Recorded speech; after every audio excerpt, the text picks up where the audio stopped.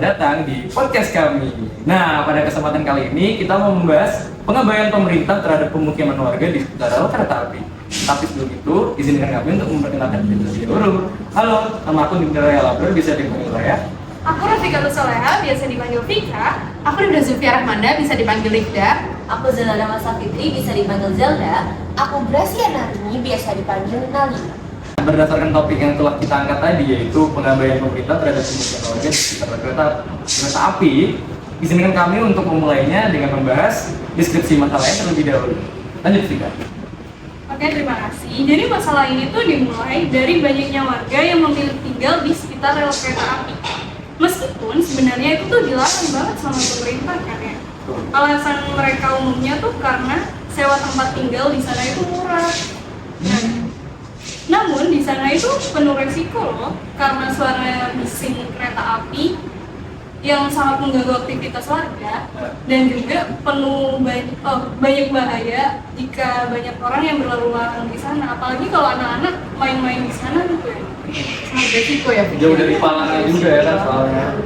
Bahkan nggak ada palangnya. Bahkan nggak ada palangnya. Lagi sama rumah nggak ada palangnya. Benar. Dan dari sisi pemerintah sendiri tuh larangan pemukiman ini tuh udah ada undang-undangnya juga, tapi mereka kayak gak ngasih solusi apa-apa dan ngebiarin warga-warga ini tetap tinggal di situ. Bener banget Bang, jadi kayak satu sisi tuh warga ini ngerasa gak punya pilihan lain. Selain pemerintahnya juga gak memberikan solusi sama sekali. Benar, akibatnya kondisi ini tuh terus berlanjut dan warga juga jadi tinggal di sana jadi biasa aja gitu. Sudah terbiasa gitu ya. Iya, sudah terbiasa. Nah, kalau dilihat dari teori ini ya, kita bisa pakai teori kawasan informal. Ini tuh konsep yang menjelaskan kalau masyarakat yang berpenghasilan rendah seringkali terpaksa tinggal di lahan yang seharusnya nggak diperuntukkan untuk pemukiman, seperti di pinggir rel kereta api ini. Di Surabaya kan banyak tuh ya. Terus di sini mereka berada dalam posisi yang serba sulit, mau punya tempat tinggal yang strategis dan terjangkau, tapi akhirnya memilih area yang tidak resmi dan berbahaya karena kondisi ekonomi mereka yang nggak memungkinkan buat beli rumah yang lebih layak gitulah. Terus pemerintah menganggap kawasan ini tuh nggak layak, tapi mereka juga mengabaikan akibatnya ke warganya. Dari sisi teori konflik sosial, ini juga ngeliatin kalau ada ketimpangan kekuasaan yang bikin masyarakat berpenghasilan rendah ini kurang terakomodasi dalam perencanaan tempat tinggalnya. Jadi ini bisa dibilang masalah yang sistematik ya. Jadi pemerintah tuh cuma ngelarang tapi nggak ada solusinya gitu ya Zelda ya. Iya, bener banget. Dan justru itu tuh hal yang memprihatinkan gitu loh, karena larangannya tuh udah ada, tapi solusi bagi mereka yang terdampak ini nggak disediakan sama pemerintah. Padahal hak untuk hidup aman dan nyaman tuh bagian dari hak dasar setiap warga negara. Masyarakat yang tinggal di sekitar rel kereta api ini kan jelas berisiko terhadap keselamatan mereka ya. Yang itu tuh melanggar hak mereka untuk hidup dalam lingkungan yang aman dan sehat. Jadi sebenarnya udah jadi kewajiban pemerintah sih buat menyediakan solusi yang tidak hanya memperhatikan efisiensi atau biaya, tapi juga keselamatan dan kesehatan masyarakatnya. Benar banget. Kayak sangat disayangkan gitu loh, sikap pemerintah hanya mengeluarkan larangan tanpa ada alternatif lain. Kita kan tahu nih ya, pemukiman di sekitar rel kereta kan jelas tidak aman dan sangat beresiko. Tapi bukan berarti solusinya hanya larangan, karena warga kan juga butuh tempat tinggal yang terjangkau dengan ekonomi mereka yang bisa dibilang cukup rendah. Pas-pasan ya. Nah, kalau pemerintah peduli hanya memberikan larangan tanpa ada solusi kan jatuhnya kayak mereka peduli tapi nggak peduli banget gitu ya. Jadi Nanggung. iya, jadi kayak Soal nanggung, bersama. betul banget. Jadi mungkin pemerintah tuh bisa mengeluarkan kebijakan untuk membangun rusunawa buat teman-teman kita atau warga-warga yang berada di sekitar kereta api. Tapi ini ya, pasti pemerintah punya alasannya sendiri. Kayak mereka memilih mengabaikan karena lahan yang ditempatin sama warga-warga di sekitar rel itu tidak sah. Oke. Jadi Ilegal gitu. iya ilegal dan melanggar hukum. Jadi pemerintah tuh lebih enggan untuk terlibat terhadap masalah di sekitar Lepas situ. tangan gitu ya.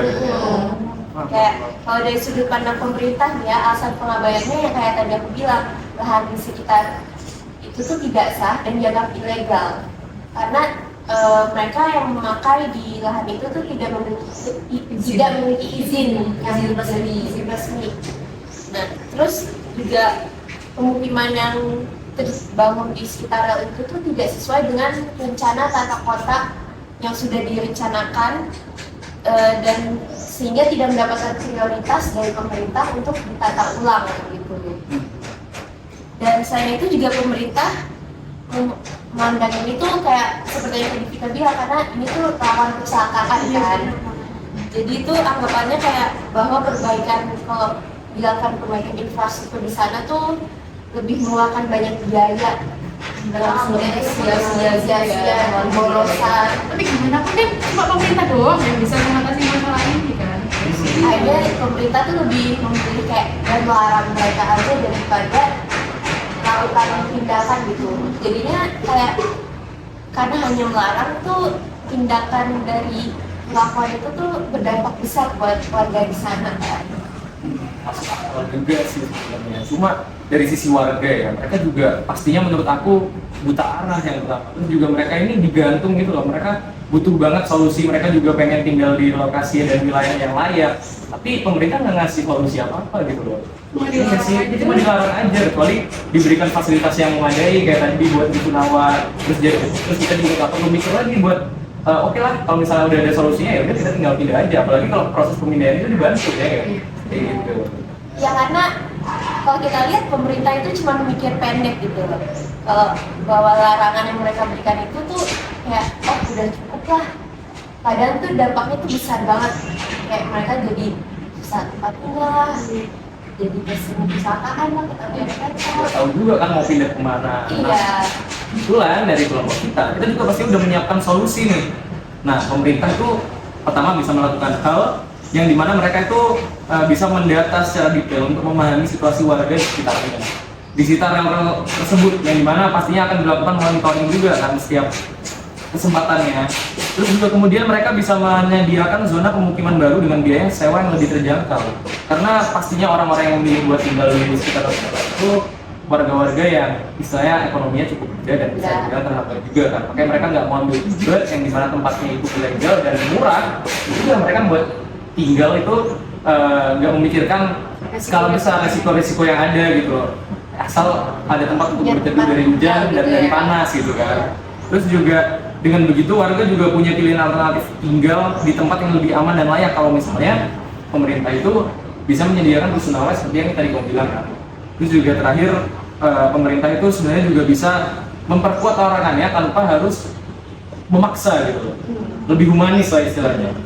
Bisa melakukan sosialisasi rutin melalui lembaga-lembaga besar yang dimana bisa nge-reach out warga-warga yang tinggal di daerah-daerah situ, pemukiman-pemukiman itu. Ya sih, menurutku bagus banget sih Ray, karena sosialisasi kan penting banget karena banyak banget warga yang mungkin tidak sepenuhnya paham atas bahaya tinggal di dekat rel kereta api. Apalagi kan rumah di dekat rel kereta api itu bukan satu dua ya, mungkin bukan ratusan atau ribuan. Apalagi di sepanjang rel kereta api dan juga di seluruh Indonesia. Dan satu rumah itu bisa lebih dari 5 orang kali sih. Oh iya, bahkan bisa 2 atau 3 kepala keluarga di dalam satu rumah. Bener. Bisa dibayangin kan orangnya sebanyak apa itu. Dengan anak kecil yang sebegitu umurnya ya Allah. Dan pastinya sosialisasi itu harus dilakukan secara terus menerus kan ya, berulang kali, nggak cuma sekali aja karena mereka udah terbiasa tinggal di situ, jadi mereka pasti butuh waktu buat memahami resiko-resiko itu kan. Iya kayak yang penting itu pemerintah tidak hanya melarang tapi memberikan solusi dan juga sosialisasi dengan cara yang baik dan juga akurat, mungkin dengan pendekatan-pendekatan secara humanis itu tadi ya. iya. Iya. Nah, pada kesempatan kali ini pastinya pembahasan yang telah kita angkat ini adalah pembahasan yang cukup menarik ya.